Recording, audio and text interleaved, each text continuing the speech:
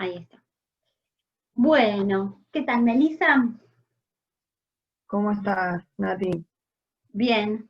Hoy tenemos un encuentro sí, para conversar un poquito sobre el libro de Melissa Maurinho, El vientre del lobo, por editorial Tanta Ceniza.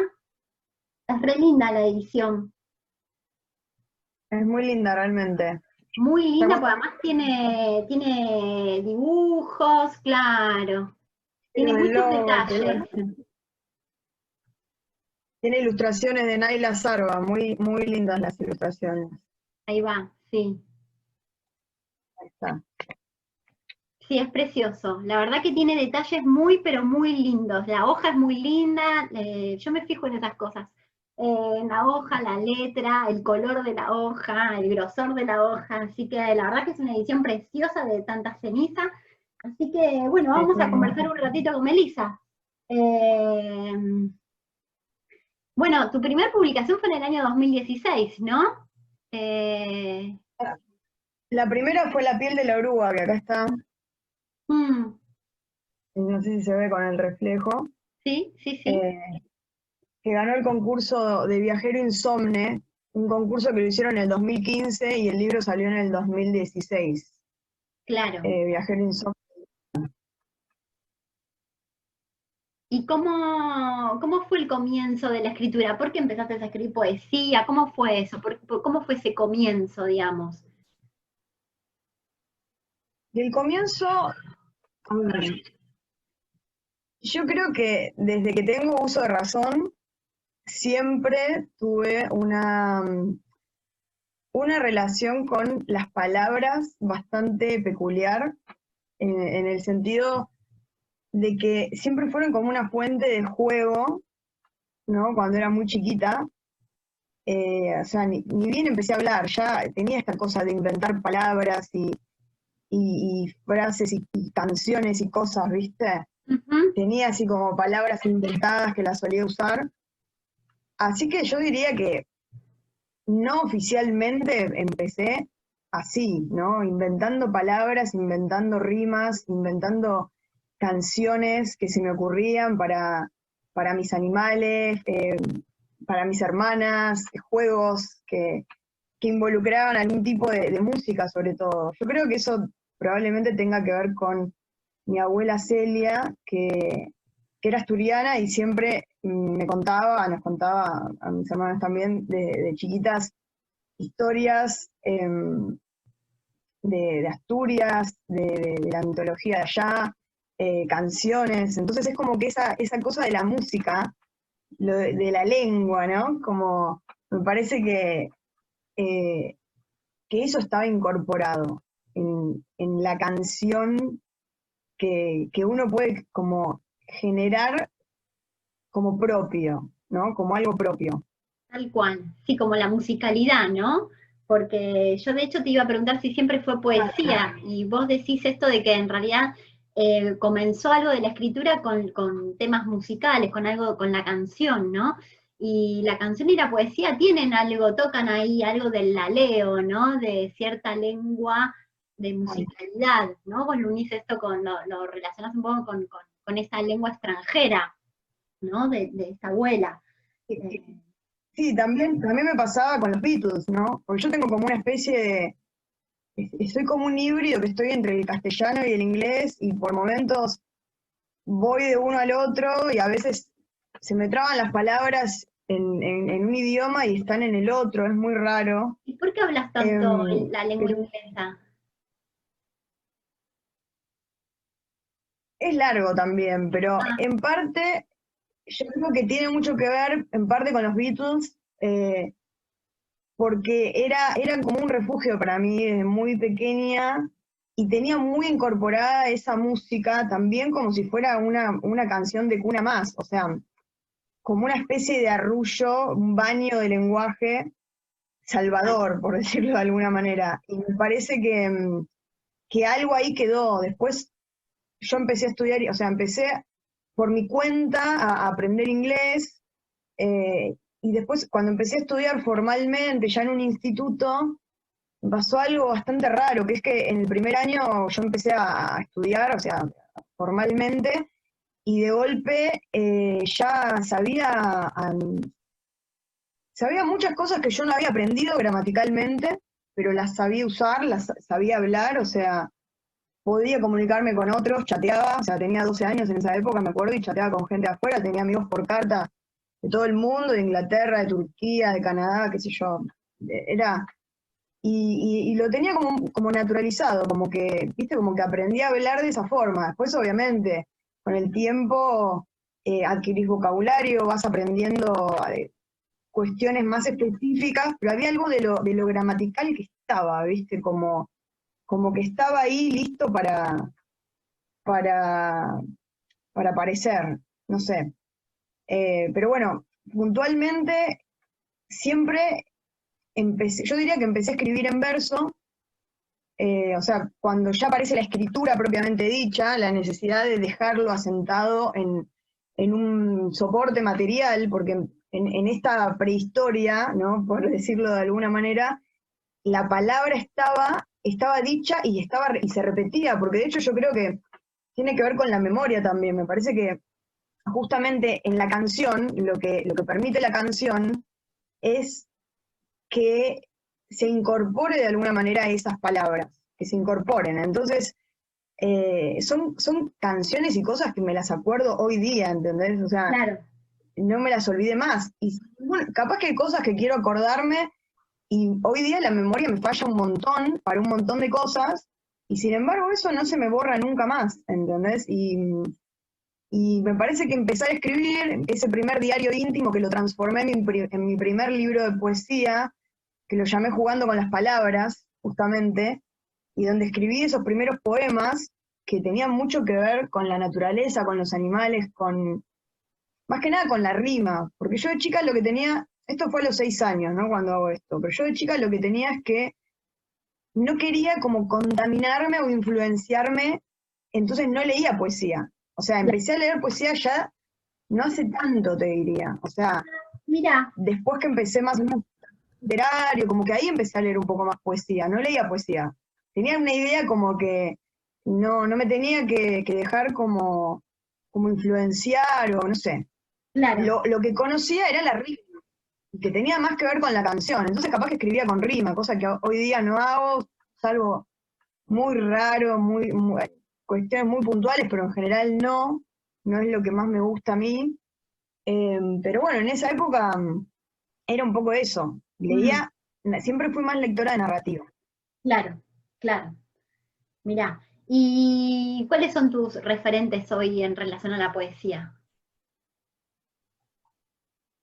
Mira, respecto de eso pensaba, ¿no? No, en realidad creo que no tengo referentes, como decir referentes poetas. Sí tengo poetas que me gusta mucho como escriben, por ejemplo, Claro, pero no tengo esa cosa,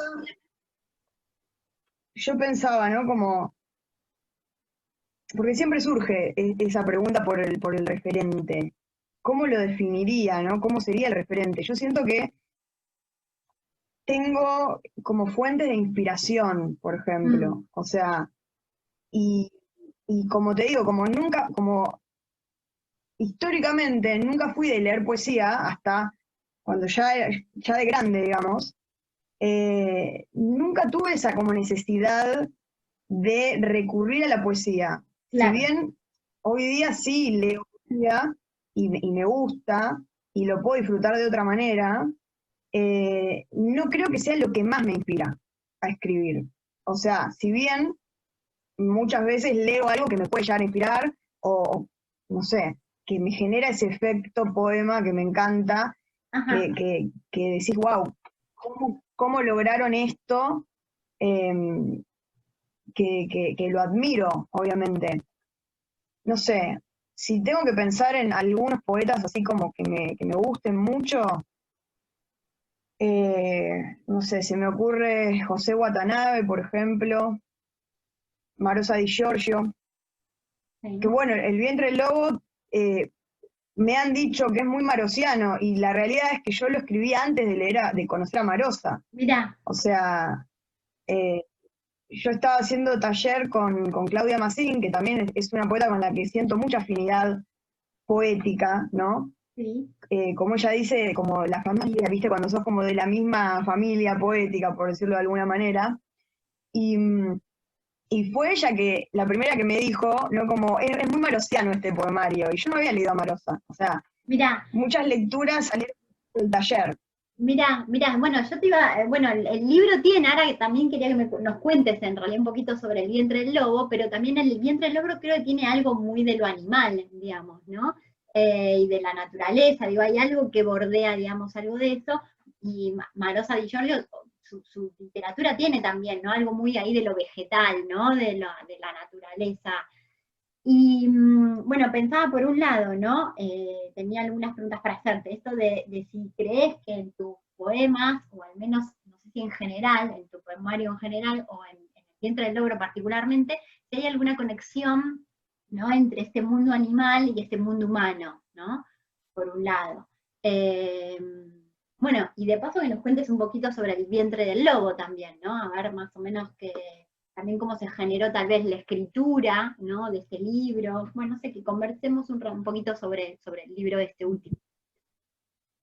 Bueno, a ver, respecto de sí, lo de Marosa es cierto. Obviamente que cuando en su momento me señalan esto, me dio mucha curiosidad y me compré Los Papeles Salvajes después, que es como una, Claro. creo que es la obra completa, si no estoy mal, de Marosa, y bueno, es súper vasto, la verdad que Sí. es para leerlo como dosificado, porque estás buscando, es muy Sí, lindo porque el libro. tengo de Marosa, sí, me encanta. Sí, a mí es como que me dio mucha curiosidad de ver eso que Claudia me decía que encontraba esa cosa animal en mi poesía y también yo creo que, y cuando leía Marosa, con lo que me pude como identificar un poco fue en el erotismo que encuentra en lo animal y en la naturaleza. Yo creo que hay algo de eso en mi escritura. Si yo tuviera que decirte quién es como el escritor o la escritora con la que más, que podría nombrar como referente, si hay que nombrar un referente, digamos, no sería específicamente del ámbito de la poesía, sería Marguerite Duras, que para mí, si bien eh, es narradora, para mí es poeta. O sea, Total, sí. yo también me siento dividido entre la poesía y la narrativa porque escribo las dos cosas y porque siempre que escribo narrativa apunto a la poesía y cuando escribo poesía también estoy narrando de alguna manera. O Claro. sea, creo que el arte en general, lo que a mí me llama es la poesía, pero si te nombro un referente, no sé, te puedo nombrar a Bergman, por ejemplo, Sí, sí. ¿entendés? Y es un director de cine. Y sin embargo, en las películas, tanto en el lenguaje, digamos, oral como lo que puede ser el guión, supongamos, ¿no? Como en el lenguaje visual y lo que logra mostrar, no sé, con las luces y las sombras y con cómo los personajes se van vinculando y demás, yo encuentro algo poético ahí. Por eso digo, me parece que a veces va más allá de la poesía como género Sí. y encuentro como la poesía en otros lugares, en la música, en el cine. Y cómo definirías entonces qué es la poesía, digamos, o qué es para vos la poesía? Aunque el qué ya, ¿no? Pero digo, ¿qué sería encontrar en algo, algo poético, ¿no? Esto porque, bueno, coincido plenamente en que uno puede hasta ver, ¿no? En un cine, en una película, hay escenas poéticas, pero ¿qué es eso? ¿Qué dice uno cuando dice, bueno, esa es una escena poética? ¿Qué encuentra ahí que no está en otro lado? Qué difícil, no sé si soy capaz de definirlo. Es, es algo, es algo que a mí me toca en el cuerpo. O sea, hay algo, y por eso en la palabra creo que encuentro la poesía cuando es algo de la palabra que toca el cuerpo. O sea, por eso me pasa con Marguerite Duras, por ejemplo. A mí el efecto, cuando me encuentro la primera vez con Duras, fue como una especie de shock no sé cómo escribirlo, de leer las palabras y tener que volver atrás a releerlas una y otra vez y decir, esto es como ya es como un amuleto, es como que querés guardar, no sé, no sabes qué hacer con eso, que cuando lo lees te genera algo que es inexplicable, no sé, es muy difícil. No, a ver, hay muchos autores que me gustan y que los puedo disfrutar, pero es lograr que la palabra te toque y te haga sentir algo de esa forma que no es algo intelectual. O sea, que por medio del lenguaje te llegue a, al cuerpo a tocarte de esa forma, es algo que a mí me pasa, por ejemplo, con Durá, y que me pasa con la música, por ejemplo, que me genere esa emoción. O sea, es un efecto de belleza para mí. Es muy difícil de explicar, pero me emociona. O sea, es algo que me conmueve, eso me pasa.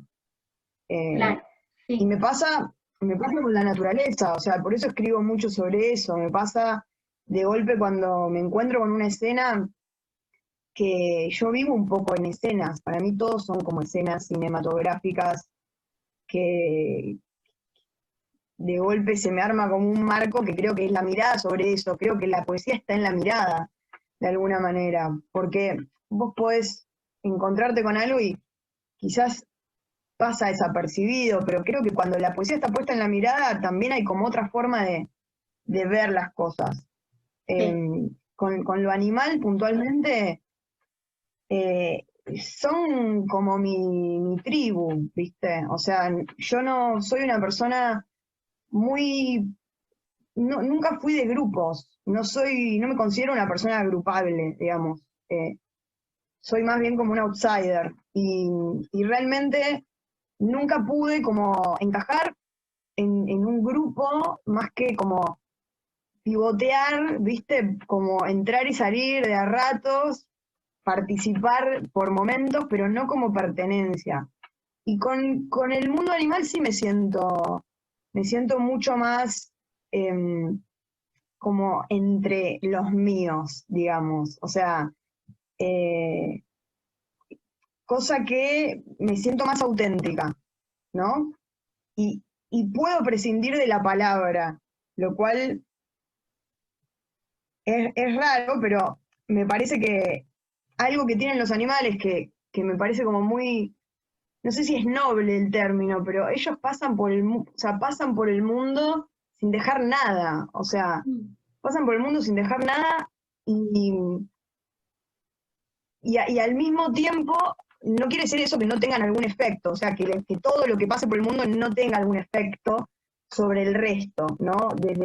Desde la hojita que cae del árbol hasta, viste, la hormiguita o sea, todo me parece que en el conjunto del universo todo tiene algún lugar y todo es un engranaje y una pieza que algo genera, pero a lo que me refiero con esto es que los animales pasan por el mundo, mueren y no tienen esa necesidad de dejar algo. Yo siento con la escritura que es como una necesidad de dejar algo, ¿no? Como una marca, dejar algún tipo de, viste, no sé, de los primeros humanos escribiendo en las piedras, dejando marquitas, rudimentos de un alfabeto, no sé, esa cosa que el animal no tiene esa necesidad de dejar esa huella, por más que quede en sus restos, digamos. En el humano es como más intencional, por lo menos a mí en la escritura me pasa un poco eso, que es Mm. como, bueno, existe la muerte, ¿qué hacemos? Claro. Sí, también pensaba como que nosotros creemos que el lenguaje comunica, me parece que eso también es un gran error. Entonces, desde ahí, ¿no? Digo, más allá de que el lenguaje comunica, creer que siempre el lenguaje va a comunicar algo, bueno, ¿no? Eh, corre lo poético, diríamos, ¿no? Eh, Bueno, eso es una de las cosas más lindas que tiene la poesía para mí, que sea inútil. claro, En eso estoy muy con Oscar Wilde, que justo, mira, lo primero que leí cuando aprendí a leer fue, o sea, lo primero que leí sola, porque a mí me leía mucho mi papá de chiquita, pero lo primero que leí sola fue El Ruiseñor y la Rosa, o sea, era un compilado de los cuentos de Oscar Wilde, Sí, Y El Ruiseñor y la Rosa fue como, o sea, viste esas cosas que son tan justas, ¿no? Porque si yo te digo, hoy también, o sea, leí ese cuento y lloré tanto, y creo que hoy lo leo y lloro igual, porque hay algo que es conmovedor en eso, y está lo animal también, claro, ¿viste? O sea, igual tenía esta idea, ¿no? Como el arte como algo inútil. claro, Y y está sí, buenísimo, porque en realidad vivimos en un mundo donde todo tiene que tener alguna utilidad, tiene que servir para algo, tiene que tener alguna justificación, cosa que a mí me parece, con el tema de los animales, por ejemplo, me parece terrible, como esa idea de que tiene que servir para algo, hay que encontrarle una justificación, una razón de ser. Y para mí no, o sea, la belleza no le encuentro razón de ser, simplemente es. Y la poesía tiene eso, ¿no? No sirve para nada, y sin embargo es tan necesaria. claro, sí, sí, sí, y además queda por fuera de la producción, digamos, ¿no? Así que sí, sí, va a contrapelo de eso todo el tiempo. Pensaba también en Sí, esto, es como, sí. no, decime. No, que No, te decí, dale. la tecnología y los delays. No, que la poesía es un poco como la que nadie quiere sacar a bailar en la fiesta, ¿viste? Claro, Eh, sí. un poco es este lugar, ¿no? Como medio relegado. Mm, Y sin embargo, a mí me parece que es lo primero. O sea, por eso, a mí, si bien soy más lectora narrativa, lo que más disfruto es la narrativa donde encuentro poesía. O claro, sea, no necesariamente que sea prosa poética, ¿no? Pero, qué sé yo, John Berger, por ejemplo. Berger me encanta. O sea, tiene algo, tiene una sutileza tan poética tal cual. que, por poner un ejemplo, ¿no? Hemingway a mí me encanta, es muy simple. A mí me dieron ganas de ser escritora de chica leyendo a Hemingway. O Claro, sea, yo pensaba, ¿cómo puede ser que el tipo esté diciendo cosas cotidianas tan simples y sin embargo lo hace de una forma que no es cotidiano, que es otra, que está en otro plano? O tal cual. sea, a mí eso me fascina, ¿viste? Sí. Bueno, eso está muy bueno eso que decís, ¿no? Como que es otro plano. Es otro, ¿no? Es habitar otro plano, ¿no? Algo en relación a algo de la poesía o algo poético. Y pensaba, Totalmente. Melissa, ¿cómo ves no sé, si tenés algún método de escritura? ¿Cómo es que te surge el poema? ¿Lo escribís de una, después lo corregís, no lo corregís? ¿Cómo es ese proceso, digamos, de escritura, por un lado? Y también, ¿qué es lo que me interesaba también saber?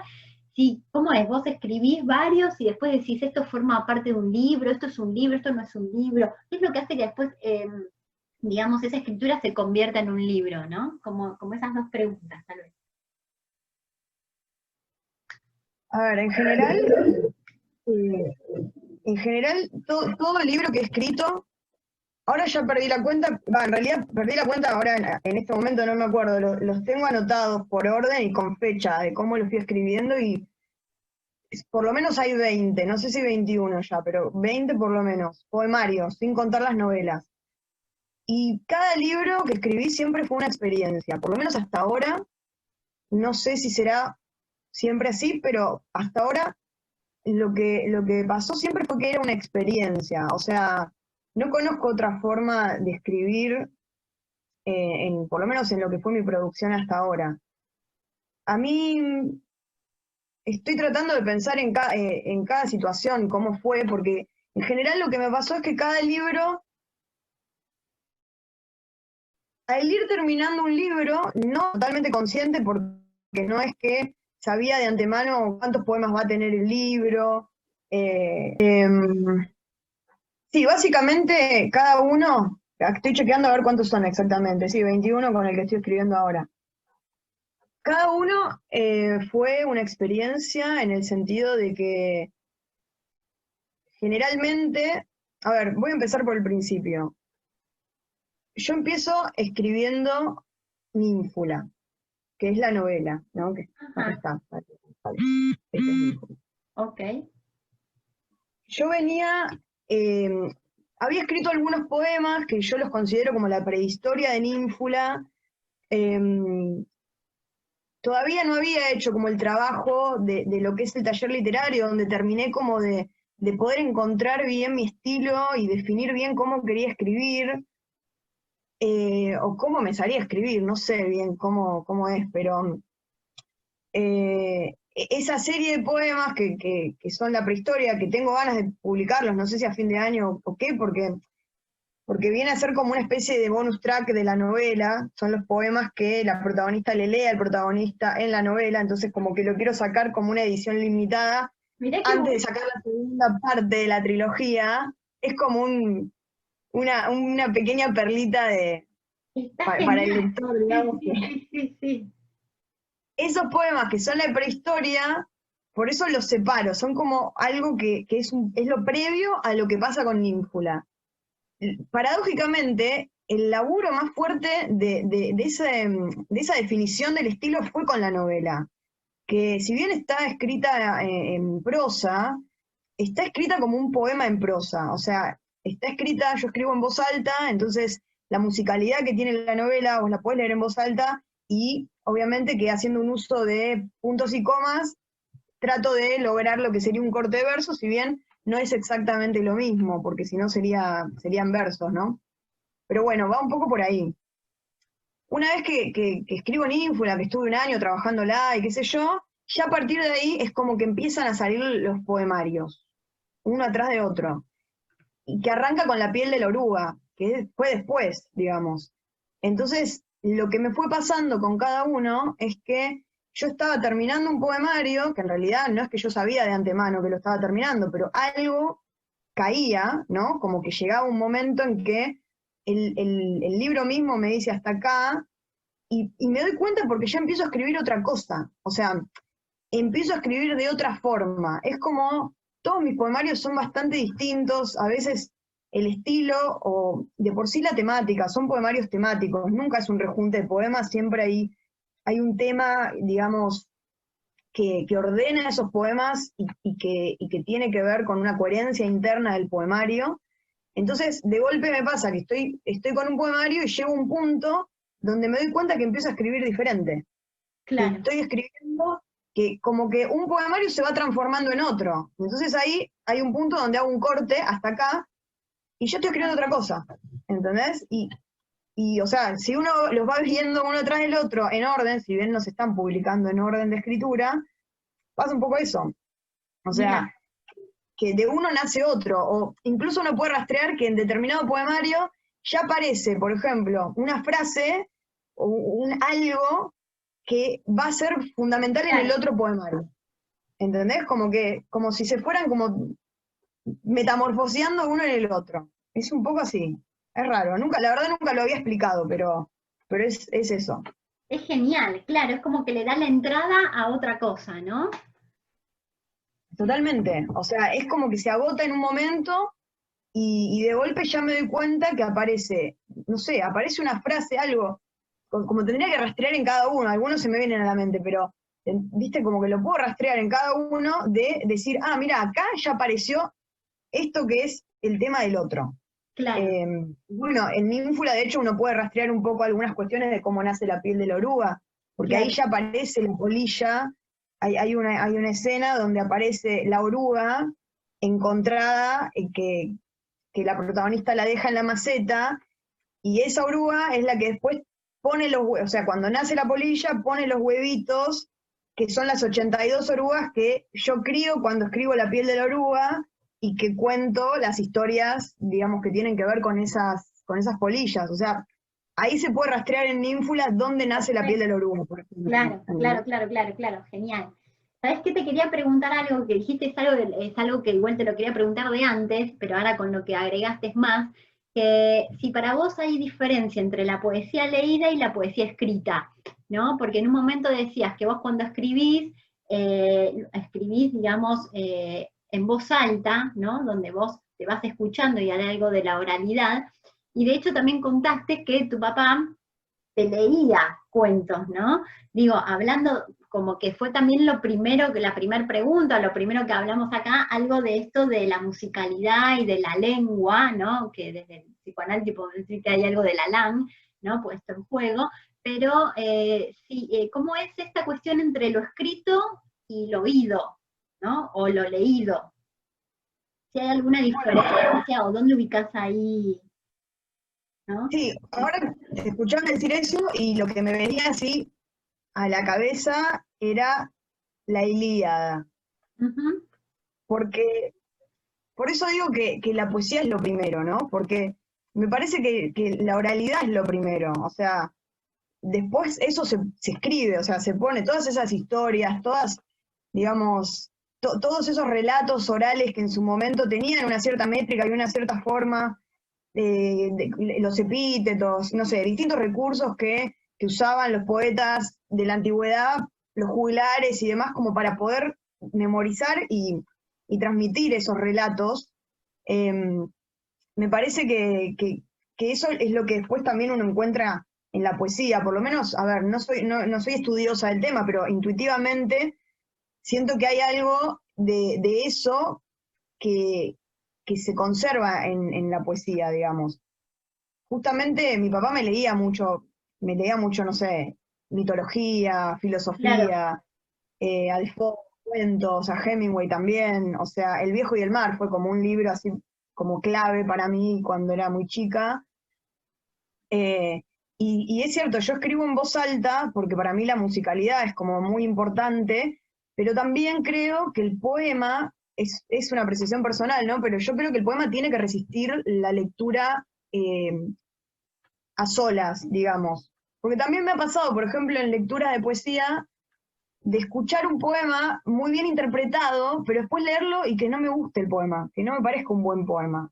mm, Y claro, también me ha pasado de escuchar un poema que no me gustó al escucharlo por cómo lo leyó el autor, por ejemplo, porque no todo el mundo logra interpretar, o sea, ah, una cosa es el poema escrito y otra cosa es la performance que puede hacer o tal el que cual, recita o el que lee el poema. Te lo puede arruinar o te puede parecer una maravilla. tal Eso cual. está bárbaro, pero eso es el tema. Después, el tema es que el poema, cuando vos lo leas a solas, en lo escrito tiene que pasar la prueba ahí para mí. Entonces, me fijo en las dos cosas.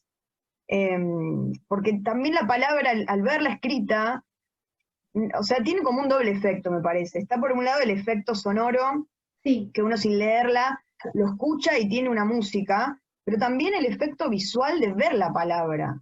sí. No sé por qué, hay algo que cuando uno la ve escrita y genera otra cosa y otro placer también. Es como que va por vías distintas, me parece. No sé qué pensás vos de eso. Sí, sí, pero necesarias las dos también, ¿no?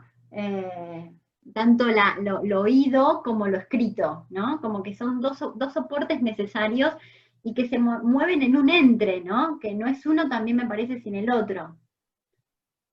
Sí, para mí sí. O sea, yo por lo menos me fijo en las dos cosas. Y Mm, me habías preguntado cómo escribo.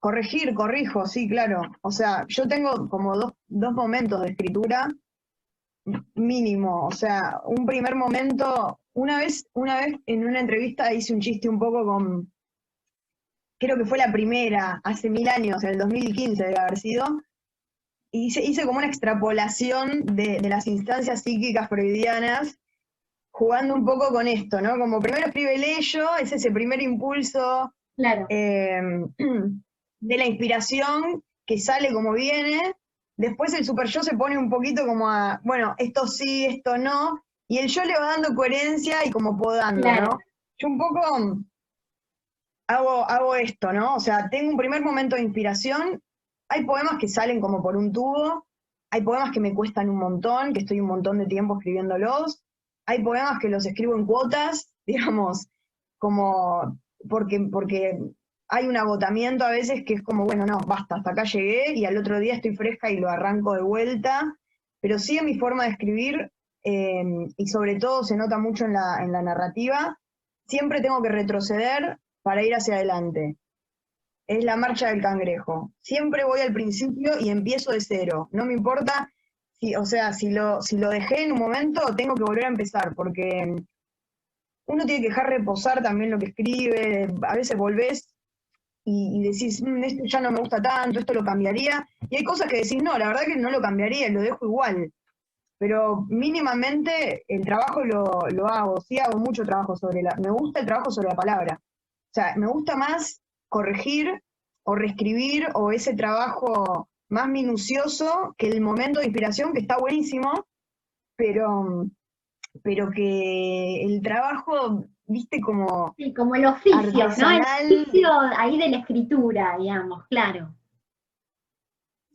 para mí eso es lo más lindo, es lo que más disfruto, o sea, es muy placentero realmente. O sea, terminar de escribir un poema, no sé, no se puede comparar con nada, entre las experiencias más placenteras que existen, me parece. Bueno, muy bien, vamos a dejar acá entonces, con ese final, que es una de las experiencias más placenteras que existe escribir un poema. Bueno, Melissa, fantástico. ¿Querés decir algo de dónde se vende el libro, o dónde se pueden conseguir o algo? Bueno, El vientre del lobo lo editó Tanta Ceniza, lo pueden buscar en la página de la editorial, creo que es Tanta Ceniza Editora, está el Instagram también de Tanta Ceniza Editora. Bueno, no sé, la verdad que es un libro muy lindo, no hablamos mucho, pero les cuento que es como mi reversión de Caperucita Roja, como mi versión personal. Es mi libro junguiano, digo, porque tiene una impronta muy fuerte de los arquetipos y de Jung en este recorrido, podríamos decir, como hacia el sí mismo, que hace la niña en el bosque, que entra al bosque y que se va a encontrar con el lobo. La verdad que viene teniendo buenas, digamos, un buen recibimiento, por lo menos, de los lectores que lo están leyendo, me escriben y me dicen que les gusta mucho el libro. Se quedan como, al final, como, varios me dijeron que se quedan como con la imagen final. Es muy visual el poemario. Sí, doy fe de eso, la verdad que es precioso, y además hay todo un trabajo sobre la sombra también, ¿no? Que me parece que Es uno también, de los arquetipos fundamentales. claro, que eso me encantó, digamos, a mí es una de las cosas que más me gustó del libro, toda sí, el recorrido de la sombra, digamos, ¿no? Me pareció muy Sí, la interesante. sombra, y que creo que vos lo decís en el prólogo, ¿no? La sombra animal. Claro, Es ese reverso que me parece que está todo el tiempo, ese juego entre encontrarse con eso que asusta y que está afuera, pero en realidad también está dentro, tal cual. y cómo amigarse con la sombra. Porque la sombra también un poco es todo eso que uno de alguna forma rechaza o no necesariamente porque sea algo, digamos, que amerite ser rechazado, sino a mí me gusta también pensarlo como la otra cara de la luna, ¿no? O sea, es la parte que está opaca, entonces eh, uno la encuentra también a través del otro. O sea, así como nos constituimos a través del otro, en el encuentro de la niña con el lobo, también es el encuentro con su propia sombra, ¿no? Esto de mi sombra es la sombra de un lobo, y cómo termina teniendo que pasar por el perder esa sombra también para encontrarse a sí misma, ¿no? O sea, se van dando como muchas transformaciones. También hay otra cuestión con el vientre del lobo que lo relaciono a libros que están como, ¿no? Donde tanto en la piel de la oruga, la crisálida viene a ser esta especie de útero, donde se permite la transformación, ¿no? De la oruga en polilla o en mariposa, y el vientre del lobo también es esa especie de crisálida, ¿no? Donde uno entra para desarmarse, fundirse y transformarse en otra cosa. Y bueno, ahí está la pregunta sobre cómo salir de ahí. O sea, porque para salir hay que hacer una ruptura. Que en la crisálida pasa lo mismo, porque la mariposa si se queda dentro de la crisálida se muere. Hay Claro, un tiempo, no es indefinido. O sea, si se pasa ese tiempo, yo lo he visto, crisálidas donde la mariposa queda y ya está, sabés que no la podés salvar de ninguna forma. Es claro. bastante triste cuando pasa, porque la verdad que está formadita, pero si no sale ese puje que hace que también las alas se puedan desplegar y las pueda secar y bueno, terminar como de desarrollarse, no va a estar. Y en Pero el eso vientre del no lobo es, pasa lo mismo. claro, pero eso no es sin esa ruptura, digamos, ¿no? Por eso, no es sin esa ruptura. Lo que pasa es que, bueno, en el cuento clásico de Caperucita, esa salida viene un poco dada por el leñador que va y abre el vientre del lobo. Este cuento propone otra cosa, o sea, los cuentos de hadas siempre fueron una de mis mayores influencias también, y me parece que acá corre por cuenta de ella ver si sale o no sale. O sea, Claro. las herramientas, de hecho hay un encuentro con el leñador en la historia, donde de alguna manera le transmite, ¿no? Que tiene que ver con estos personajes que son el Animus, que es otro de los arquetipos, ¿no? Como ese costado masculino en la mujer, ¿no?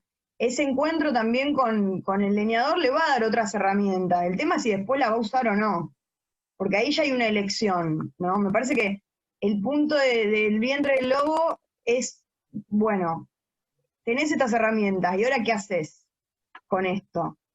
No, no, o sea, o te quedás esperando eternamente, nadie va a venir a salvarte, o sea, o te salvás con lo que aprendiste, o te quedás ahí para siempre, ¿no? Es un poco eso, me parece. Bueno, muy bien. Claro. Bueno, me parece que ahí quedó como, ¿no? Como más un poco dicho de qué trata un poquito el vientre del lobo. Así que, bueno, pueden ir a comprarlo, así lo leen, y bueno, y seguimos. Luego, les habla Natalia Neo Poblet y tiene la contratapa de Paula Jiménez de España. Exacto, exacto. Así que, bueno, Melissa, damos por terminada el encuentro, ¿te parece? Dale, muchas gracias por la entrevista, Nati, me pareció muy bien. Al Y bueno, repensando contrario. estas cosas que algunas no las tenía muy pensadas, la verdad, pero bueno, eso está bueno en el intercambio, como a veces uno lo puede pensar en el momento, ¿no? Sí, claro, está genial cuando se da así una conversación, digamos, ¿no? Así que, bueno, un gustazo y bueno, y nos vemos. Bueno, muchas gracias. Cuídate No, mucho, un beso grande. un Gracias. besito. Chau, chau. Chao, chao.